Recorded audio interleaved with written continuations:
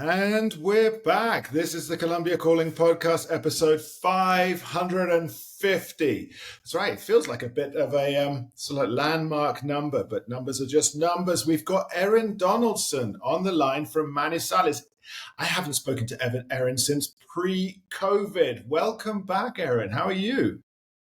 It's a pleasure to be here, and thank you for the invitation. It's always good to be back on your podcast. Well, no, I feel a bit remiss. We haven't spoken in a long time, but I am obviously a follower. I know what you're up to. Busy, busy, busy. You were in Pereira for many years, and now you've moved over to Manizales. You are what are you? You are the fountain of all knowledge for the Eje Cafetero, the coffee zone. You are, I would say, the point of contact for anyone over there. Is that right? Well, people start Googling the area and they find my website and they either love or hate my work, and then we end up working together if they need help, and I've gotten to meet a lot of people, and one thing that really has taken off has been the consulting and finder fixer stuff. Just getting people here and teaching them how to live successfully in the culture. This is amazing. And of course, you're being incredibly modest because I know that you are obviously the consummate host when people come down. This is a really interesting topic to talk about because I don't really address the whole sort of immigrant to Colombia, or should we say expat. I don't really address it on the podcast anymore. At the very beginning, all the way back in 2013, yeah, it was something to talk about. But then I wanted to discuss more things Colombia related, beyond that and beyond this. But it's nice to jump back into this because I do get requests. People saying, "Oh yeah, how about you do an episode explaining the tax code?" I'm like, I don't even know where to start on that one. Or how about you do this, that? And so there are a lot of people, obviously, who are learning about Colombia who tap in. And I know that you've now got a podcast. You're on YouTube. Just, I think, Google's, isn't it? Coffee Access Travel, coffeeaccesstravel.com, and the YouTube channel will be linked and everything else. Or just Google Erin Donaldson, Colombia, because I don't think you've got a tocaya there. I don't think there's someone else with your name. So, not even one. I don't think there's a Richard Mccoll either. There's not even like a Venezuelan with your name, you know? And people, they stumble over my name. They go, how is it? Erin. Just Erin. Try saying it in English. So tell me, I mean, obviously you're a journalist and you were writing about it and you became the voice for the region, promoting businesses and things to do, where to visit and so on. But you've really moved into this sphere of, again, being that first point of contact where people who are thinking of retiring or thinking of just moving, becoming location independent individuals and so on, I suppose. And of course, the coffee zone, the coffee region, if we think of Armenia, we think of Manizales, Pereira, there we go. It's where we all should be living, with the climate, the people, the fresh food, the landscapes. It's just the capital is in Bogota, otherwise we'd be there. Region is, I've been here 12 years, and I haven't left the country in 11 years. I haven't even had the desire. One, it's expensive to go back to the States when you earn in pesos. Yeah. Two, my family comes to see me, if anything, and I live a marvelous lifestyle. Why would I even go try to bother with it? Yeah, it's true. 12 years is a long time not to have left the country. How many people have we seen come and gone just in the blog sphere? People like us who've been writing and talking about Colombia, but a lot of the old guys have left. I mean, we still have Barry Max Wills, who I love. He's a wonderful guy. We still have Brendan, who's stuck around. So, I mean, some of us are still here. So we've again, we've been called the OGs, the original gangsters and stuff. But so, I mean, but I was thinking 12 years, a long time to not even have left the country for a holiday or something. That's a long time. Well, it took a long time to figure out the money thing here, because I came here with nothing. I started with a backpack and high hopes and some English teaching. I had my first son and moved into the journalistic bloggers. I always had my blog, but I got more journalistic about it. I started learning about public relations. I started Mm. learning about journalism.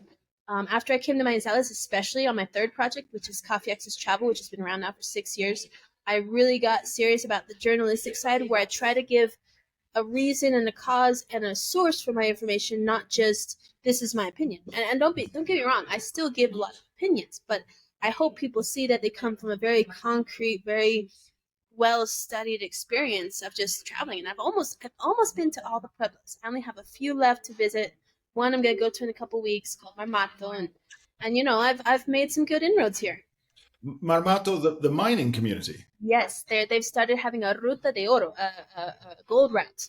They Really? finally opened up for tourism. For a long time, that was kind of a hot zone, but in the last 10 years or so, it's a lot of things have been dealt with, and now you can actually go there as a touristic thing. And I just at the artisan fair here at the Feria de Manizales, which is going on right now, I got a contact for a guy who's doing the tours out there. So I'm gonna go and take a few of my expat clients, friends with me, and a guy who works with me as a driver all the time, running me around, and we're just gonna go see what it's all about. I want to go because it's been on my list because of the history. Not, I mean, the actual original, Yes, because it more was than open. 550 years of history, Yeah, legacy, and yeah, and it's been a mining town, I think, all along forever. as well. But it was the whole mine was opened up by Plantagenet Tyrrell Moore, a Brit in Marmato, Really, back in the day. He's in the British Cemetery in Bogota. they say that the Brits also built Marolanda, which is Yeah, a little high mountain town with sheep and wool and everything. I yeah. love Marolanda. It's some of my most beautiful pictures of Marolanda. Well, I find that again these lost histories of Colombia Yes, because so much is erased or yes, by the conflict itself. yes, And Colombia, I mean, the Brits weren't that numerous, but they were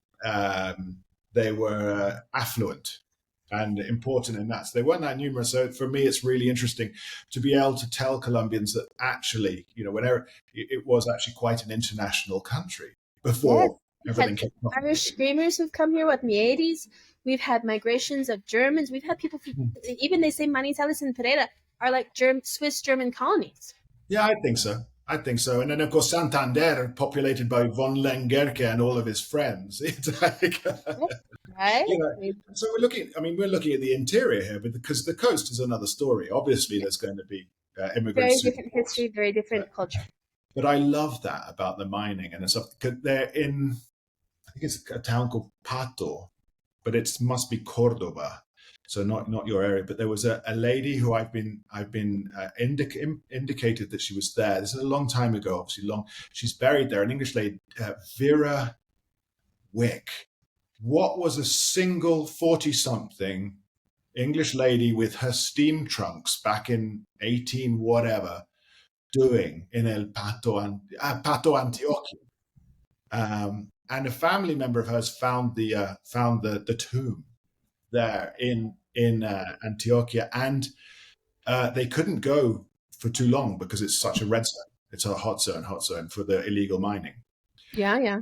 They had to like boat in and straight out. Wow. No, and doubling back a little bit to what you're talking about, lost histories.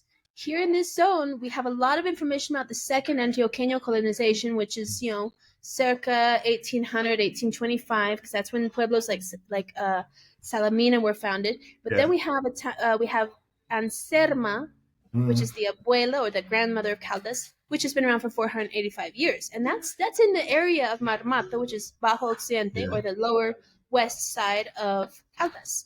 So I can get to Marmato from Anserma. Yes, you go in Serma towards La Pitara, like you're going towards Medellin, or from Manizales, I could take a route and go to Anserma and then go up. I mean, there's different routes to get there Yeah. because How ever how since how many hours more or less? I would expect to be there in about 2 to 3 hours because all the So new Pacifico Tres yeah. construction that they did, where they opened up the Tuna Tesalia, which I won't have to go that route because I'm not coming from Pereira. I'm going to come in from Manizales, Mhm. which they both kind of unite out by Ira, and then after Ira, after Quinchia and Supia, then I get to Mamata. Wow, cool. So I'm going to go. I'm going to go out sometime this year. This year I'm going to get out there, and You let me know and we'll go. yeah, But definitely. then Well, thank you. If there's any further reassurance my listeners need that Erin knows what she's talking about, just reflect on that conversation. I mean, she's basically a road atlas. Um, Erin, I want to know, obviously since COVID or pre-COVID, how the expansion of, let's say, immigrants to Colombia, your region, have grown. I mean, I'm sure it was growing pre-COVID quite exponentially. right before the whole thing started, I was getting more clients in this realm of expat consulting than I'd ever had before, and I was starting to go into doing what I'm doing now. But Hmm. then everything stopped, like a fish hitting Yeah, a dam. yeah. But then, and it took a while to recover. I mean, I had to leave Manizales for a few years and go to a small town just to save on costs while I could get my feet under myself again. I learned a lot while I lived in that small town. Let me tell you, I don't recommend pueblos for that reason. But I I spent a few years outside of Manizales, came back to Manizales, but ever since I got back, there's been a big boom. All Mm, last year and this, not even last year, like the end of last year, coming into this year, I'm seeing a huge uptick in people coming in both to Manizales and to Pereira, and a lot of people who are leaving Ecuador because of the infrastructure problems, and people who are leaving Panama because of some of the political stuff, and people who are leaving Medellin because it's just gotten too saturated and too aprovechado for the, mm. the Colombians. What? But before you go and we go into this, why do you not recommend a pueblo? When you go to a small town, as you've experienced with Mampos, the culture is very different. I mean, this is like going back in time 20 or 30 years in the way that people think and the way they react, and even some of their histories. I mean, I went to Viterbo, which is a small narco pueblo, home to someone you may have heard of, Carlos Patiño, aka Patemuro, who's been in Oh prison wow. since 2007. But people still know the stories there, and people will tell you about El Chino and Patemuro and all these different people. And their lives were very heavily impacted by that. And there's traumas in the people of the pueblos, especially, that affect our relationships with them. They affect the way they view the world. They affect their relationships just with their neighbors. Mm, And it's very hard for someone to come from our countries and go to these smaller towns. I mean, Salento and Finlandia is probably a different case because it's just gotten so saturated. But I mean, I also want to preserve the integrity of these places because gentrification is becoming a problem. And I try to make sure that people are paying market prices, not for me, so that I earn money, so that the Colombians themselves don't see these tax hikes that they're seeing now in Medellin, which is affecting local populations and causing a lot of anti-gringo sentiment. So we got to watch out for that. We have to really take care about where we go and how we spend our money. I for work I end up going to Medellin probably twice a year or maybe more, and each time I would say shocked. And it's I don't Change. yeah I don't care about the backpackers because they come and go. They come and But go. it's So the true. guys who stick around, But again, stick around. It's not long term. They just come down for those months. You buy an Airbnb or whatever, No and break. yeah, and it's a bit. There's something. I mean, obviously, there's a bunch of them who are fine. Underbelly of people Yeah, coming for certain, let's say, attractions that. it's that. Let's not get into that one. It goes into the sort of reggaeton, thug, gangster type thing. People here say that Medellin is still very narco in its culture. Oh yeah, People in Manizales, they don't even want to be associated with that. I mean, Manizales is very yeah. proper, Remember, Manizales was built on coffee fortunes. Pereira, people aren't going to like this, but Pereira was built on cocaine. Mhm. I'm not going to talk about the present one way or another, but that's the tradition and some of the background of these places. And you have to have that context when you come here. I'm not saying it's bad to come here. I'm just saying you have to know Yeah. where to go and what to do. Yeah, but Medellin is still very much the narco fashion is And they there. love it. They like the culture. It's not just that they have that background, it's that they kind of celebrate it, which is has its own issues. Yeah, definitely. So anyway, we went through Pueblo there. Viterbo, that's where Bruce McLean lives. But these were my neighbors there, and Yeah, we used to run into each other all the time in the park. I mean, it's only 12,000 people. yeah, It's exactly. not a safe environment for children. For Yeah. someone who's retired, someone who's looking to retire, it's actually can be quite nice and quite pleasant. And there's a growing expat community there. But some of the previous past issues still affected the youngins because of a town called La Virginia, which is a, pardon my French, shit show. Really? You're going to have to tell It's me why. it's a hot weather put. It's a low altitude hot weather pueblo on the Cauca River. Yeah. Rivers are still used for a lot of illicit things in Colombia. Yep. It's very by Juno in the sense that there's a lot. It's a crossroads, and every crossroad place has its issues. So you have a lot of people coming up from Cartago and Valle, Pereira, Caldas. There's four ways in and out of the pueblo, and it's got two routes leaving there that go to Choco. So there's a lot of social issues, and there's a lot of mafiosos that run that town, and there's just a lot of drugs and violence still, even to this present day, to where really it's one of those towns I say go visit, go enjoy it during the day, have some fish, look at the river, walk the bridge, and go home. Mm. It's one of those things you tend to get this feeling that a pueblo, a small town, is going to be better, don't you, and less affected. But It's gonna be like like yeah, in the US we have the little small town main street lifestyle, yeah, and it's complicated. It's they're at first you think it's great. The first year is like, all right, great. The second year, it's like you start getting some of the mm, issues coming out. The constant pressure of the people who beg and who suck off the community for moneditas. mm, I've always supported charities that help the poor. Always, 10% of my earnings, between 5 and 10%, always gets sent to charities that help to bring people out of poverty or who help the poor. That's mm. like one of my principles of being right with the energy and the harmony of living here. Yeah, nice. Nice, very important. So, well, look, move back. I mean, I think this is the one of the issues is that Colombia obviously is emerging, beyond emerging, but not developed. It's not. We're not there. The infrastructure is again in its infancy, but improving. I guess you say this to the people who want to come down, and I think you must get people who have read so much of your stuff or elsewhere or beautiful or seen Encanto, for example, and just think, I want one of those houses. I want it now. I want to be there. Well, they want to live in the countryside, but they have no idea some of the complexities of living in the countryside. That itself is a tough proposition. Just having to get to some of these houses, people think they know how to drive on off roads in my country because we're all off road. We go mudding and we go into the woods and stuff. But it's different out here. It is you even the way you have to drive a car. You have to. It's a different technique. It's a different situation. And the Andes Mountains here are they're so beautiful. I love them. I one of the things I can't resist about Manizales is you always have a mountain view. Even downtown, you look this way, there's a mountain. You look that way, there's a mountain. That way, always a mountain. And you can orient with the mountains just the way you do back where I'm from in Reno, Nevada. Yeah. But it's a thing. It's a challenge. But hey, hang on a second. Yeah.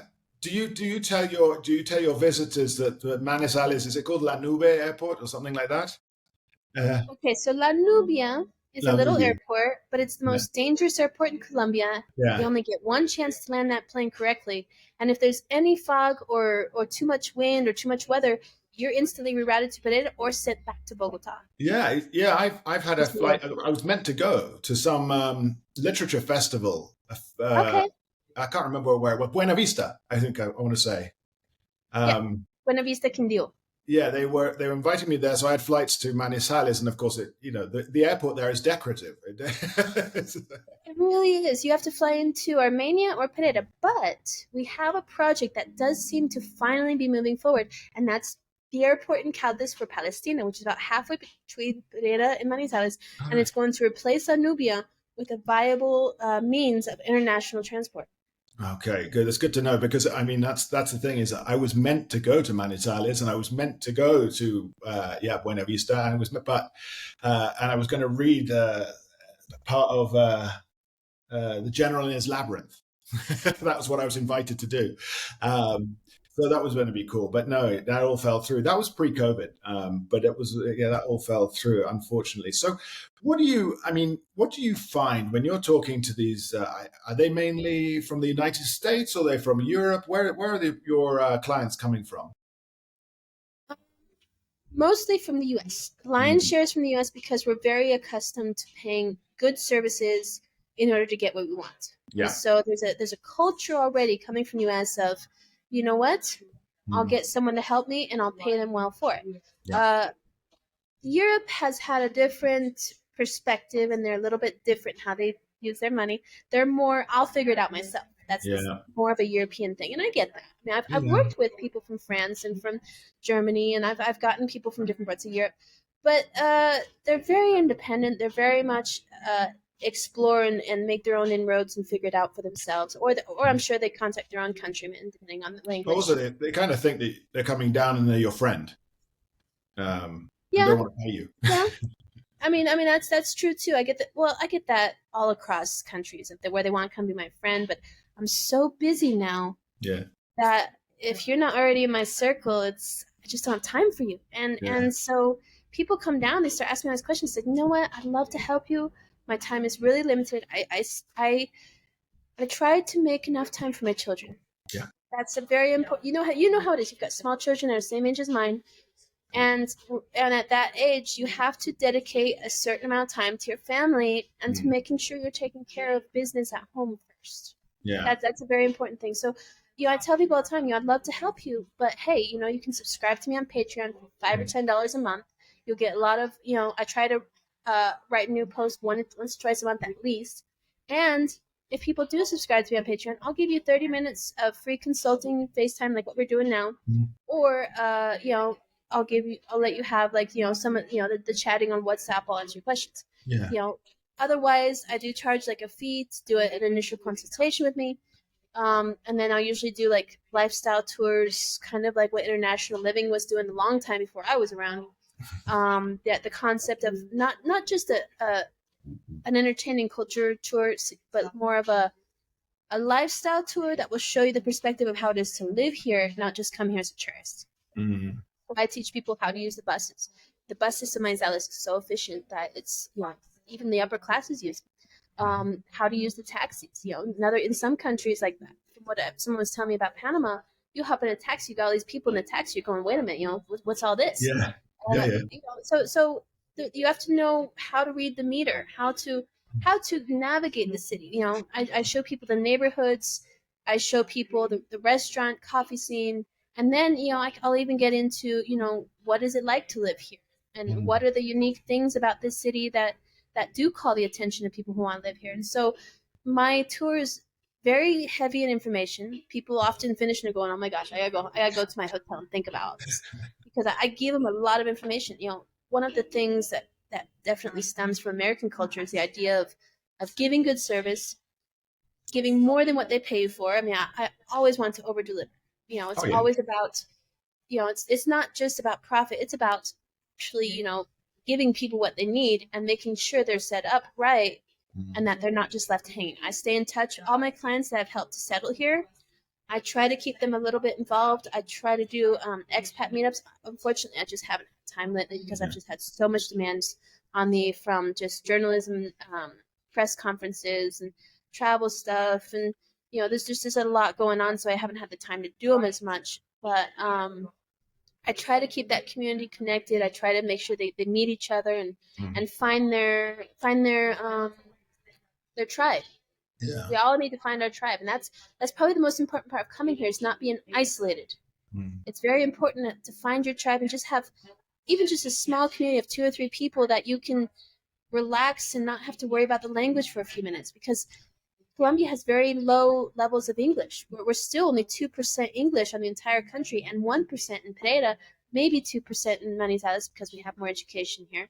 But, there's still a lot of demand for having an interpreter, a lot of demand for having someone who kind of takes you around and gets you oriented. Find your tribe. But I like the point there is that yeah, number one for me is always going to be my boys, always. Always. And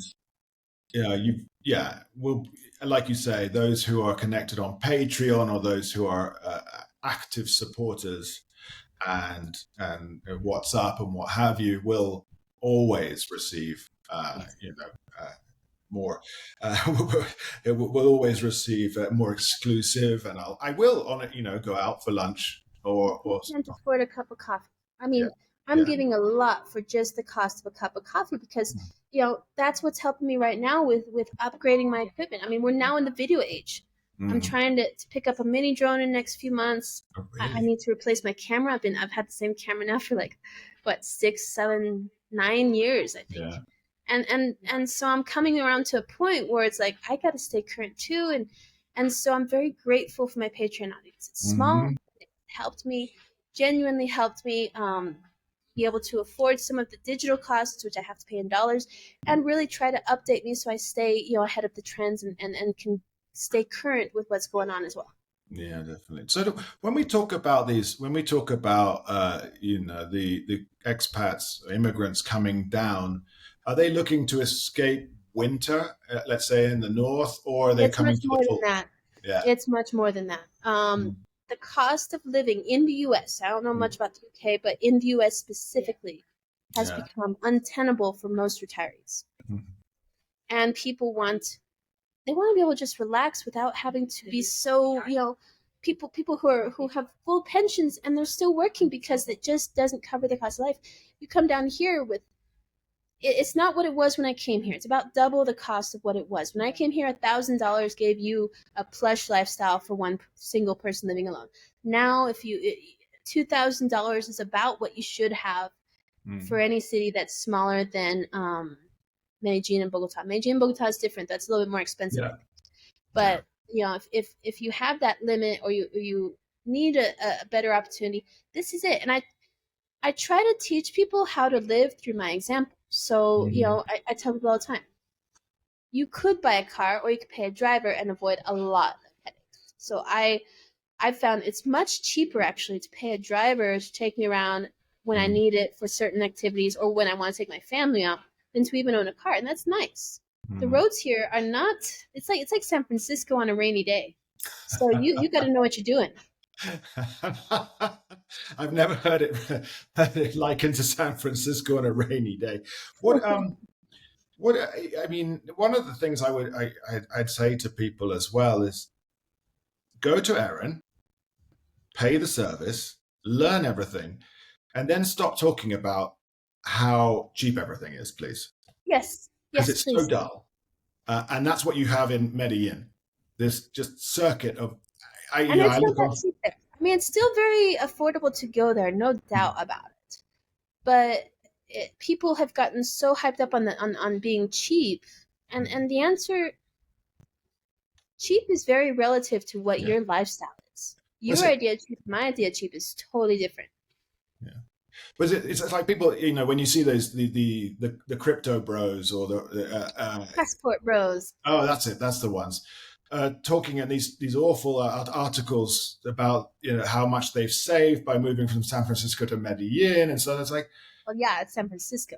yeah, you're no different from the traveler, I would say, economic refugees from Oh, there's a back lot in of the those 80s. coming too. Yeah, it's tiresome to hear this. Uh, so when you bring in people, what are the kind of things? Do you get people? Do you get Colombians living overseas who've been in like the US for so long, and like one of their family members, an older family member, let's say the mother, the grandmother, needs to go into a nursing home? Do you get that kind of inquiry? Okay, so there's a situation in Colombia where during the most violent point in history, which is about the 80s, 70s, 80s, a lot of children were left without parents or adopted out for one reason or another. So many of those children are now about my age, your age, 40, 50-ish, somewhere around there. We won't put Yeah, numbers almost on there. that. But they're coming back and looking for their families. And I Yeah. have a situation recently, which a woman who actually lives in the UK, your homeland, who came back and found her mother. Well, she's kind of in charge of her mother now because you know how it is. The peso does not go that far. Yeah. and her mother's getting on in years. Her mother, it's a very tragic story, which I'm not going to say because it's private to what their situation is. But now she wants me to find a nursing home for the mother and the aunt, and so I've been doing research at Pereira Manizales for what is the situation for elder care in this region. Mm. And again, that's where the developing country thing comes into play a lot because Mm. there there's maybe one or two facilities that are really like, okay, I could put my mom here, and the rest are just almost impoverished. Yeah. How would I say it? It's just not a great situation. They might be clean, but then you've got rooms that are dark. You've got bathrooms with a step that you have to go up. Mm. You've got situations that are not ideal for an elder person. And I went to one place and it was like old nest. A lot of them have really old nasty mattresses, old blankets that are just threadbare, and you're going, how could people live like this?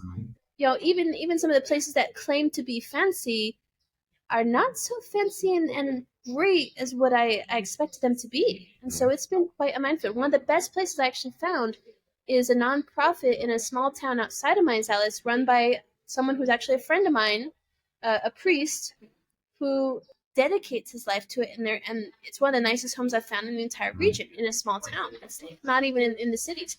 Here in Manizales, I found one place that I actually really quite like. There's actually some nicer places in Manizales than Pereira. That's one thing. Pereira has one nursing home that's over 101 years old. Huh.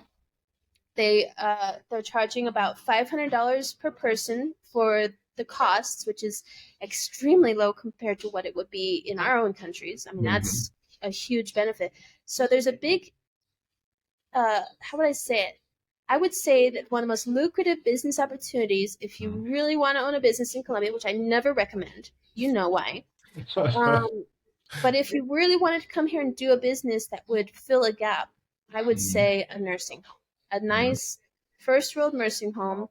You can't raise your prices too much. About the highest you can go is about 3 to 4 million pesos. That's about as high as you can get, and even then, most won't go over 2.5 to 3 million pesos. The nice ones in Pereira are about 3 million pesos.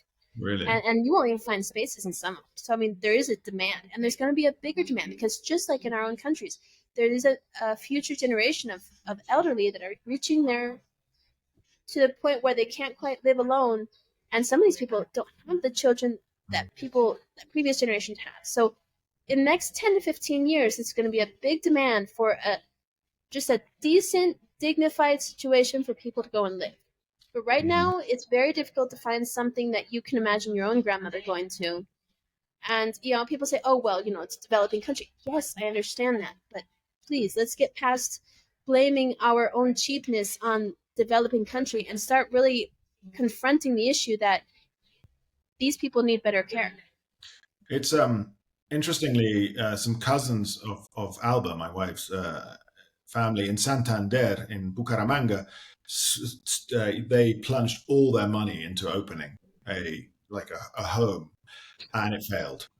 But it was, I mean, we're talking more than 10 years ago now, and they were coming up against the family culture in Colombia.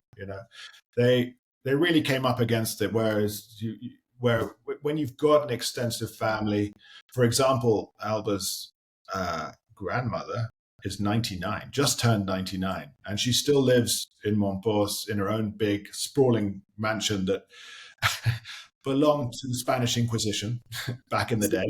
Cheaper to pay a nurse here for most situations than to pay a home. Yeah. It's still very affordable to pay a nurse to come take care of your elder.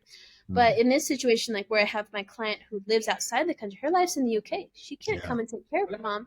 And she doesn't speak very good Spanish. So it would be very difficult for her just to do that because she left at such a young age. Yeah. Well, and also, the grandmother in this case, she has 6 daughters nearby. And so they take turns to stay with her. Mm-hmm. Yeah. And that's still a mainstay of the culture. So you have to really watch the trends a little bit and see, is it time? Because a lot of people who are alone, they don't have anyone to take care of them, they have no money. I'm thinking more like maybe over the next 10 to 15 years, depending on how things go, there might be a bigger demand for some of the expats to have a home to go to or to bring their parents to. Mm-hmm. Again, it would almost have to be a very American-oriented or, foreign-oriented community with an English being a mainstay of it, because you wouldn't put your mother in a home where no one spoke her language. Yeah, Even no matter how senile she might be, that would still be a trauma. So you wouldn't want yeah. to do that just because. So I think over the next 10, 15, maybe even 20 years from now, we'll see more of that, come along. But for now, it pretty much has to be for the returning Colombians, not so Mm. much for expats, because Yeah, I would see a lot of sort of, let's say, Colombians, the diaspora in the United States requiring this yes. for elderly family members as things. So there you heard it here first. Mhm. Erin's tips. I think you should do an Erin's tips. Well, I just want to help people come here and find the right situation. It's not about, people have accused me of being very negative. No, it's not that I'm very negative. It's that I really want you to know the challenges so that you can avoid the mistakes I made. I mean, I have made plenty, but I'm also very much an explorer. I'm very much into just going and trying anything new I can find. And that's different than the average who's coming here and they just want to be safe. They just want to feel comfortable, Yeah, and that's what I work on: yeah. safe, comfortable, amenities that you need, and even people who speak your language, or learning how to understand some of the local jargon even. Well, and I think that's fair. I think it's fair to you know, I wouldn't say focus, but definitely address the negatives because these are the things that everybody is going to come up against. And I would have loved to have had someone talking a bit more deeply about some of the challenges, for example, in a small town in the coast. But of course, I've got, Mistakes. That's how you yeah, pick it. you could learn from my trauma. Right? So you too, huh? Oh boy.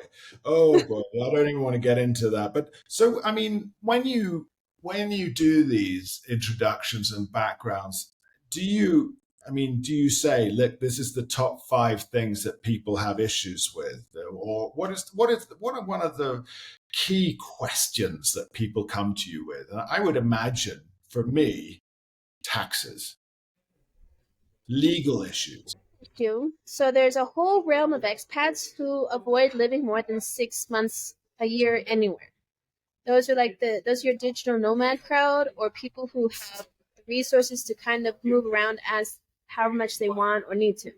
Hmm. And if you're not in any one country more than 180 days a year, you can avoid both that country's taxes and your own. Hmm. Another thing too, don't tell the Colombian government how much money you're bringing in. That's a tricky one for me even to say. It could put me in a hot spot. But if you're just taking your money out through the ATM in cash and you're not bringing it into the Colombian bank account, they don't know how much you have. And that's a delicate issue because here's the thing. And you know this. If you spend more than 60 million pesos on paper, that means when you go to the store and you give them your cedula, that's Hmm. counting. That goes to the DIAN, which is the IRS or the Colombian tax authority. If you are given more than 60 million pesos, if you earn 60 million pesos, basically, if you move 60 million pesos on paper in Colombia, you fall under the régimen, was it the tax Contributivo? thing? Yeah. Contributivo, something like that. Regimen. I don't know. I have an accountant. The word for it, it's on the tip of my tongue because I've heard it so many times. But the key is to try to spend under 60 million pesos in the country. But if you buy a house, you are liable for taxes. And gentrification is a big problem because a foreigner that comes here to buy a house, and that's why I tell people, don't just come here and buy a house. Get to know the country first. Spend 6 months, even a year or 2 years before you buy a property, because when you bring that money into the country, let's say it's for a visa, on paper you have to spend about 800 to a billion pesos, 800 million to a billion pesos, which is, what is that, $400,000 or more, to ensure that you qualify for that visa, because that visa is like a sliding scale. Every year Mm, the minimum wage goes up, and it's mm, 350 minimum wage salaries to get that visa. So you need to make sure that on paper at the notaria you spend at least that much on a property, because if that property increases, if the increase in the minimum wage salary and the sum total of those 350 minimum wage salaries goes over, falls under what you spent on your property, no, goes over yeah. what you spent on the property, then you might get to year 4 and you don't qualify for that visa anymore. If you don't make it through 5 years, you're out, and then you don't get your residency visa. Mm. It's you have to have 5 contiguous migrant visas to get your residency. One of those things. I mean, I can just see. It's like that image. I'm just seeing that one. When you watch a movie and all the mathematical symbols start floating. Yeah. That's what I. That's, To invest in a business like buying a bus in Pereira that runs on the megabus line to get an investment visa as a socio propietario than to buy a piece of property for the visa. you have people buy buses. I have an agent in Pereira that I work with, and she says that one of the mechanisms that people have done is they buy the bus because you only have to spend 116 million pesos, which is $30,000. That's fairly affordable for anyone who has any kind of nest egg, or even if they just sell their car back home and come here. Mhm. So it's more affordable to invest in a business and earn dividends than to actually buy a piece of property. And a lot of the big investment people are saying properties are not good investments. It's better to invest in some sort of stock or something that will gain value over time than to and give you dividends than to actually buy property. And you know that because you own properties and you know how I own difficult property. it is. Oh, good God! Yeah. I don't even want to talk But about it. to my original point on the taxes, when you go on paper with that 800 million pesos, that can drive up the taxes in that area, and then that's what we call gentrification, and it affects the locals. And I'm not conformed with these foreigners that come here and say, "Oh, I don't care. I'm just going to buy my property." No, you have to pave the way for the future. And if you drive up property prices in your area, you can cause a lot of middle to upper class Colombians to have to leave, which is happening in Medellin. Why are people so upset in Medellin about the expat things? Because it's an issue. Yeah, and of course, part of the reason you're moving there is for that community as well. You found something attractive by being in that community and that environment, and if you force it out and displace, Yes. Now yeah, you're hurting them and you're becoming the yeah, it's true. it's It is part of the problem. be a And so solution. I fight to have the prices fair for my people. If I see a property that's really overpriced, I'll pay the owner lip service, but I really won't try to sell it. And Mm, people say, "Oh, just sell it. It's profit no matter what." But I feel bad, I mean, I mm, love these people and I love the place I live in, and I don't want to see the prices driven up because the government, they don't care. They care about mm. just the money they can get. Oh yeah. They don't care about gentrification. And Ah, gentrification is never our fault or your fault. It's both people's fault. The person who pays for it, that price on paper, and the person who sells it. yeah. So it is a two to tango type of issue. And this is something I always come back to with the whole Airbnb thing in Medellin. Is like someone had to set all this up first. It wasn't just all the expats. Not that. Mm-hmm. Mm-hmm. But Medellin see, people are great at there's as selling. much there's as much or more gentrification happening from Colombians coming from Medellin and Bogota as the expats coming here. It's not even our fault. Yeah, it's because I mean the expats, the foreigners are a tiny percentage, a They tiny. really are. And Yeah. in this area, there's still fairly small percent. Pereira's you're starting to see them a little bit more in the streets. You're starting to see it more. Mhm. You see the Germans with their sandals with socks. You see the Americans and Why? Why? oh, shorts and sandals with socks. It's like a Why? uniform. I understand. In Medellin, there's cargo pants. Um, In Bogota, there's like a dress code here, you right? do not wear shorts or flip flops or sandals.